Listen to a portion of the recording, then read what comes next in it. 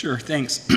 And on my movie quote, it's risky business. I kind of picked it because recently we've had some changes in text audit, and we merged SPD and DMO, and now we work with Ben Asher, who is more of a finance guy, and now working with engineers, and I can take a stab at us engineers because I'm an engineer. We tend to overanalyze things. We have pre-meetings for our meetings, and Ben kind of teases us for that, and we get a little too much into the weeds. So I just acknowledge sometimes you got to say what the and just move forward, so I kind of picked that now working for Mr. Asher. But again, so our title, our presentation is how to package a design build project. It could probably be called also get procurement ready. And now, and I kind of have a disclaimer. I don't see Kelly in here, but this is the reason I put the disclaimer. This information within this presentation is more of a consideration. It really, a lot depends on the project specifics, the districts, and other considerations associated around the project. So these are kind of things that help to have a procurement ready project. All right. Okay, cool. And so up here, what you're seeing right now is the typical design bid build process. And really, we took this kind of out of the project development process manual, something that everyone who does design bid build is familiar with. It's a manual that's been around, so it's stuff you already know. We can go to the next slide. And over here, we mapped out, kind of again pulling from the project development process manual, the existing design bid build procurement process. And again, I'm pretty flexible, and maybe our guys holding microphones are not. If you want to ask questions during the presentation, I'm A-OK with that, or we can wait till the end. Either way, I'm good. Again, this is intended to be for you guys, so I won't go into this because this is something you guys already know. And now this is where it changes up a little bit. So you know the design bid build process, and for the most part, it's roughly the same what we do as far as design build projects in the procurement. And so the blue over the orange is kind of to hint to you or illustrate to you the differences. There's still the planning and programming. There's still the preliminary design, environmental. You still have right-of-way and utilities, although depending on the district's preference, we may advance that or not. It's really up to district discretion. However, where it starts to get different is we do have a pre-procurement process and a procurement process. Now in pre-procurement, that's kind of where PFD gets involved together with the districts, ahead of the procurement to work through putting the project together so that we can have a successful procurement. Some of the things I wanted to stress, and some of my other colleagues went over in earlier presentations, is you can see there is no PS&E. Legislatively, we can't develop PS&E. In fact, we're limited to 30% design development or schematic design. We don't have a letting process, and there isn't an independent construction process. But again, we do have pre-procurement where we all work together collaboratively to define the project scope. The districts develop the schematic. We look at cost estimates. You decide, if it's toll, decide the maintenance regime if applicable.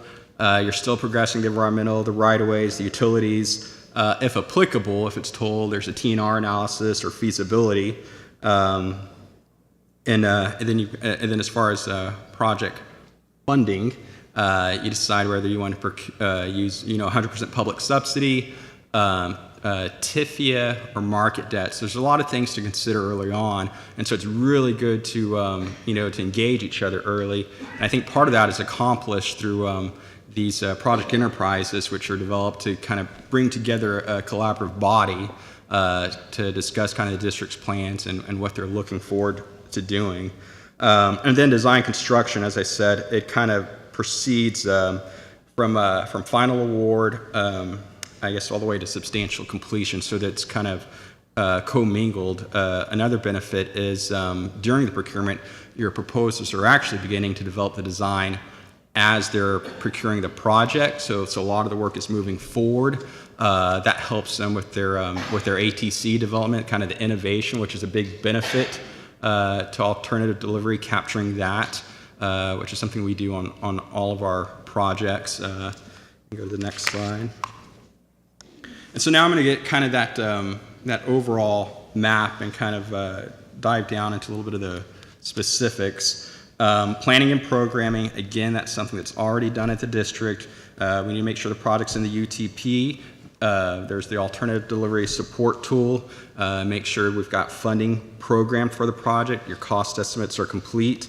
Something new that's not on here that I know we're looking at and going to work with TPP to support the alternative delivery support tool is kind of a utilization of the decision lens, which is information that's already provided by the districts. And the intent of that is to kind of assist the districts, assist TxDOT with identifying these alternative delivery projects statewide, so that we make sure we're delivering a product that best meets the needs of Texas and TxDOT.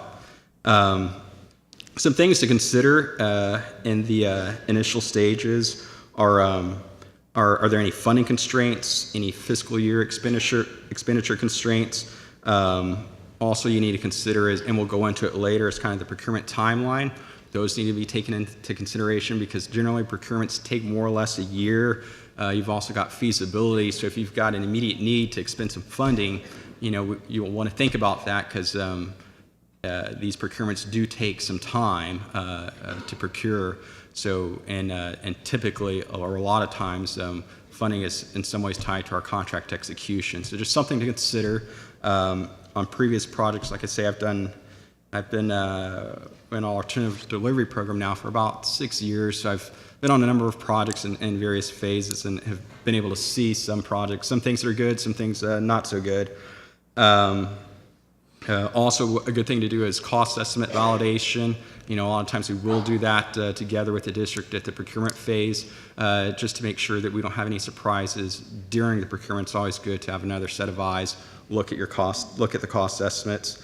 And also it's important to consider kind of funding constraints, any lessons learned, because not every project is ideal, certainly depending on funding for design, build, or procurement. Like I said, your timing of your funding, or maybe the different funds that are being allocated. We can't use, I believe it's Prop 1, Prop 7, those designated for non-toll roads on a toll product if it's going to be in toll. But like I said, not every procurement product is tolled, and the two are not necessarily the same thing. Again, what we're going to focus on, what this slide focuses on, is a non-tolled design-build project, and they're very similar to design-bid-build projects. One of the things we want to emphasize is, again, that early coordination between the district and TPP. Make sure we've got the appropriate funding allocation, your CSJs for the project. And again, by this, I mean it's generally 100% publicly subsidized project. We're not looking at financing, no market debt, no TIFIA. It's pretty much a straightforward project as your non-toll design build, very similar to design bid build. And now here's where it gets a little fun. We get into the pre-procurement. Like I said, you continue doing a lot of what you're already doing, but now you kind of get the procurement team involved. Some things to consider, or important things, are identification of the project scope. It's really helpful to have the project scope identified. It's easy enough to say, but we don't always haven't always done that, which can lead to some complexities during the procurement. Hopefully, you've got your cost estimates, your construction, your right-of-way, utilities. Ideally, the project would be environmentally cleared, at least by RFP issuance. Now, that may not always be the case. We've certainly gotten environmental clearance after. Again, these are general considerations, but that would be ideal. And the reason why we want to move some of these things forward is because we really want to reduce proposer uncertainty, the introduction of price risk into the project, the potential for price escalation, and all those things kind of come from not having a well-defined scope or a project that's not environmentally clear. These projects, procurements are fairly costly for industry, so they want to make sure that we've got our items ironed out and together. Some other items is, right-of-way. Is the district going to do right-of-way acquisition, Will that be transferred? It's important to have right-of-way access. If we don't have right-of-way access, your proposers can't get on the site. That leads to some uncertainty during the project's procurement and an additional cost risk potentially being allocated.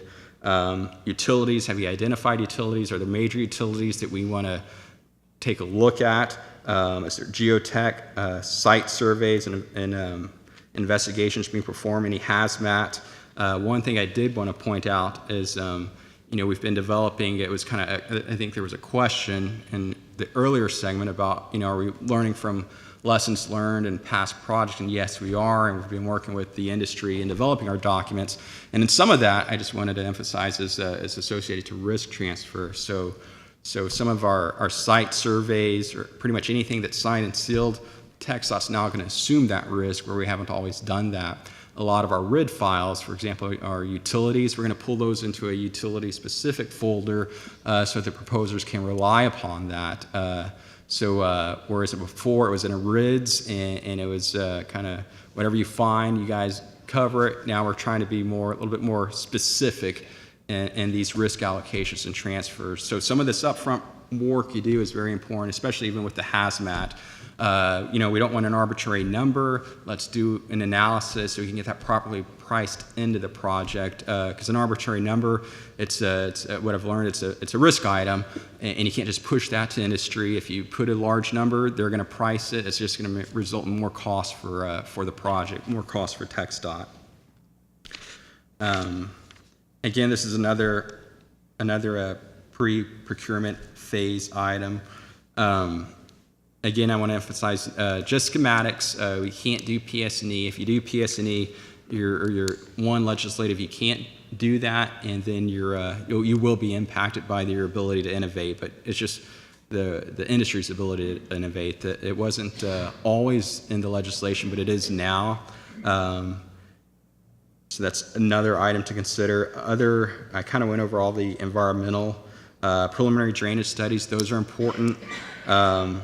One thing to emphasize as you're developing your schematics and looking to save costs, don't over tighten the right of way because it looks good now because it saves costs, but then we get into procurement and then we have problems getting the drainage working within the parameters, and so that's going to result in a potential cost increase or us having to push out the right of way limits during the procurement.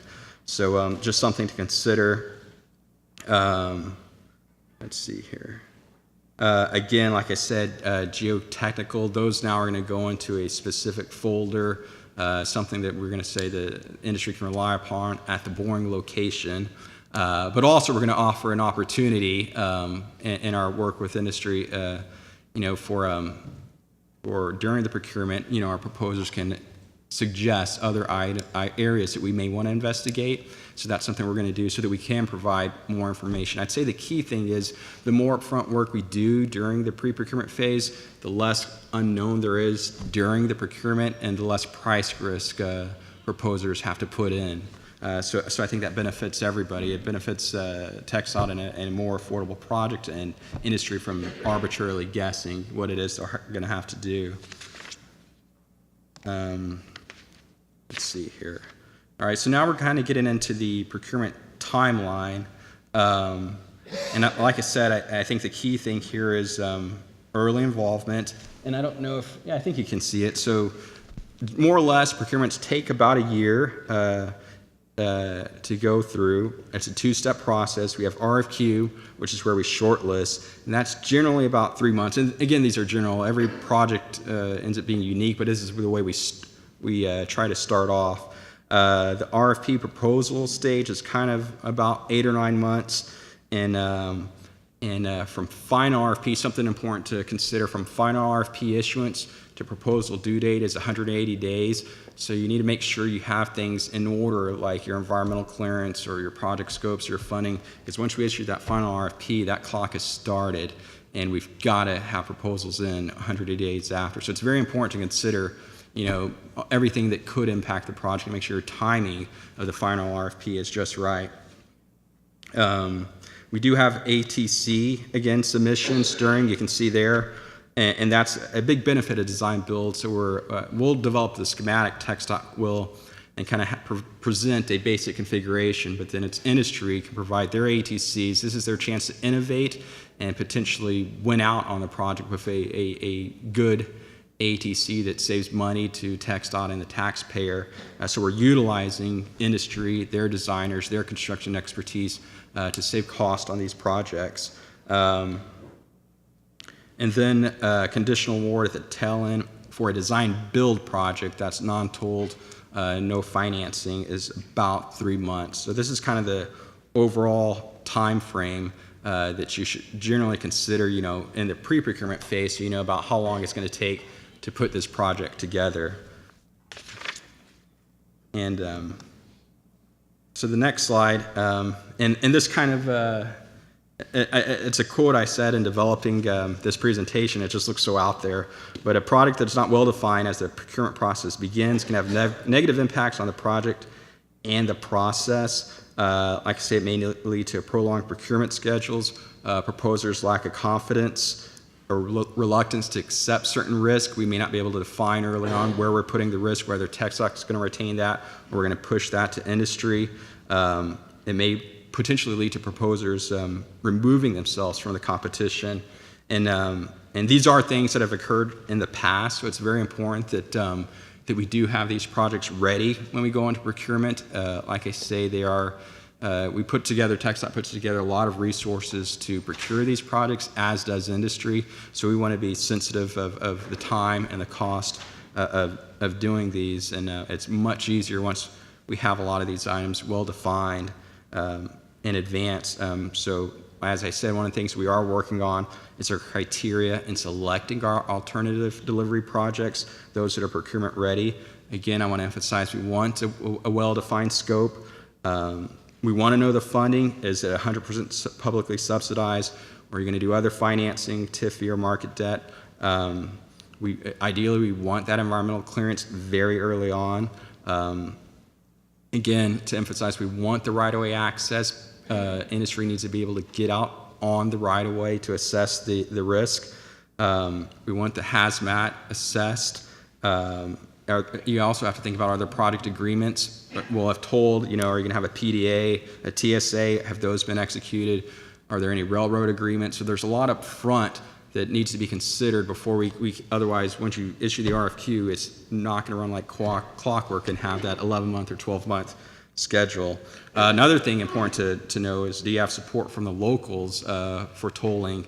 I've done about, like I say, I think I've done about 6 procurements with TxDOT, working on the 7th that we've actually successfully procured.